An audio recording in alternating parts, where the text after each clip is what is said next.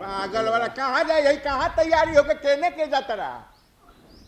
साचो पगला गल बड़का अब तू कहला हा कि जो हलुआ आ चाय खातिर सूजी लिया आओ हाँ हाँ हाँ जो ता पैसा दो दे तारी तो ई कहा न ता आवते आवते दुनिया भर के पैतरा करे लागत तारा कह दे तनी का रोक बाबू हाँ हैला सूजी ले ली है हाँ आ 1 किलो चीनी अच्छा ठीक ठीक आ हई खैनी में भरवा लिहा आ चूना ले लिहा आकड़ वाला चूना ना कली चूना मुंह काट देते रहा हमारे ठीक नू ठीक बा अब मामा आवे वाला बड़ा जल्दी आओ हाँ बस हम आवते बानी हाँ जा अब जा घरे जा चल जा हम जाते नहीं घरे लुटारा क्या करे के बा हम कहाँ जाते ना जाते नहीं अपन बुझा ना कुकुर कहीं का बदमाश कहीं का ये भइल बाड़े बहुत बड़का डायरेक्शन देवेला हमरा के घरे जा कहाँ जा हम तो जाते बनी हमरा नहाए पहाए के बाटे पागल कहीं का हे भगवान हेलो आ जाऊ हो चल गई बात हमार तो कर में खराब है साला कहाँ से एगो आ गई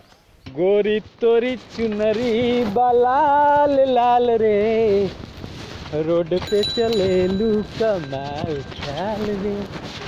गोरी तोरी चुनरी बलाल लाल रे रोड पे चले कमाल ख्याल रे गोरी तोरी चुनरी बलाल लाल रोड पे चले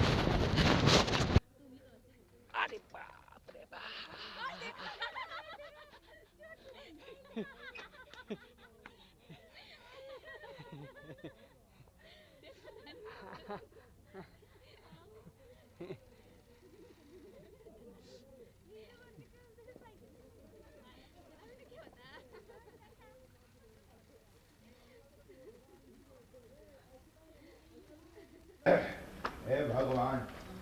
ए कनिया अरे तन चाहवा बना दे तू तो हम पी के जाए अरे चीनी पत्ती कुछ नहीं थे तो कहां के चाय बने बदरिए से तो मंगलवा ना ले जा कहां ने कहां कोई बड़े नहीं खड़ी है जब तक अभी नहीं क्या आई ना अब बताओ इतना लड़का तो हमें बर्बाद कर देता बाबू बताओ ये घंटा से पता नहीं कहाँ गोइल बा हम का करी